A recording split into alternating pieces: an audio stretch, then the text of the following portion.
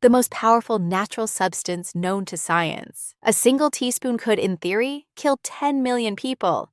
And that very same substance is injected into millions of people every day, willingly, for money, in the world's best clinics. How did a poison from spoiled sausage become one of the key tools of modern medicine? Let's find out. The story doesn't begin in a cosmetic clinic, but in the smoky villages of early 19th century Germany. In 1817, the German physician and poet Justinus Kerner began studying strange poisonings. People ate homemade blood sausage, and within a few hours their vision doubled, their muscles weakened, and then breathing paralysis set in. Kerner systematically described dozens of such cases, and was the first to suggest that it wasn't the sausage itself, but an invisible substance forming inside it. He called it sausage poison, and remarkably, even back then, he wrote, in small doses, this substance might one day treat diseases linked to excessive muscle activity.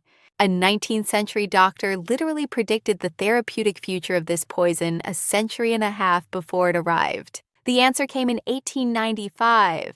After a poisoning at a funeral in the Belgian village of Elizelle, microbiologist Emil van Ermengem isolated the culprit, the bacterium Clostridium botulinum. That is how the name botulism was born, and the substance it releases was named botulinum toxin. For the next half-century, botulinum toxin was studied mainly as a deadly threat. In 1928, the American scientist Hermann Sommer isolated it in pure form for the first time.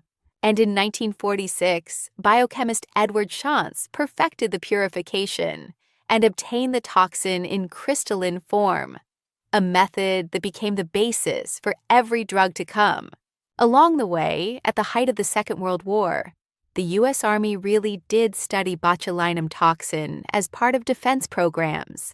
Like many other dangerous substances of that time, that is a documented historical fact, not an urban legend. But the real revolution happened not on military training grounds, but in an ophthalmologist's office.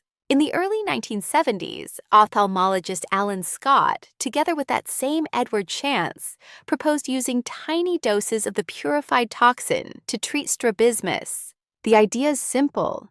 Inject a microdose precisely into the right eye muscle. It relaxes for a while, and the eye straightens without a scalpel. In 1989, the drug was officially approved to treat strabismus and blepharospasm, an uncontrollable spasm of the eyelid. The first approved medical use of botulinum toxin drugs wasn't Wrinkles. It was saving vision and improving the quality of life of patients with severe muscle spasms. As for Wrinkles, that came about almost by accident. In 1987, the Canadian ophthalmologist Jean Carruthers was treating a patient for blepharospasm. The woman noticed that after the injections, her forehead had smoothed out and asked, "Inject here too. My wrinkles disappear." Jean told her husband about it, the dermatologist Alistair Carruthers. Together, they began studying the effect on expression lines. To prove the method was safe, Alistair first tried it on his own wife's face. The couple published their first scientific paper only in 1992. It took nearly 5 years to find 18 patients willing to take part in the study. Back then, few believed a neurotoxin could be injected into the face for the sake of beauty. And as early as 1991, the company Allergan registered the purified drug under the trade name Botox. That is how the word was born that today is used generically, even though technically it's just one company's trademark. In 2002, the FDA officially approved Botox specifically, this exact drug, for smoothing the wrinkles between the eyebrows. And from that moment begins the story everyone knows. So how does it actually work? Muscles contract thanks to a signal that the nerve cell passes along, using a substance called acetylcholine. Botulinum toxin blocks precisely this signal. It's as if the nerve stops telling the muscle to contract. The muscle temporarily relaxes, and along with it, the skin above it smooths out. The effect lasts on average 3 to 6 months. That is how long the nerve ending needs to grow back. Here's the paradox. The same substance in unpurified form is one of the most dangerous poisons known to science, measured in billionths of a gram.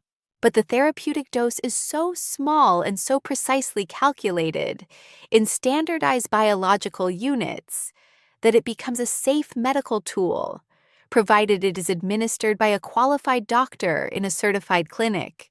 The difference between a medicine and a poison here is quite literally a question of dose and precision. Today, botulinum toxin drugs are far more than beauty injections. And by the way, Botox is far from the only drug of its kind. The same type A toxin is found in Dysport, Xeomin, and other analogs. Each company simply has its own purification formula and its own trade name. But it's Botox specifically, the particular product from Allergan, that the FDA has approved for more than a dozen different medical indications. Chronic migraine. Doctors noticed that patients being treated for facial spasms also had headaches less often. An accidental observation turned into an official treatment protocol. Excessive sweating that no deodorant can hold back. Muscle spasticity after a stroke or in cerebral palsy.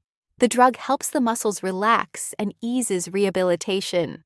Overactive bladder and certain types of incontinence. The range of uses keeps expanding, and in many cases, it's not about beauty, but about literally giving people their quality of life back.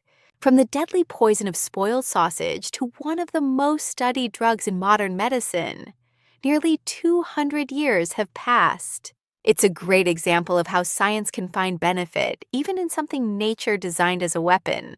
If you enjoyed this breakdown, like and subscribe. There's plenty more fascinating science in simple words ahead. Subscribe to BioCode Lab, where the complex becomes simple.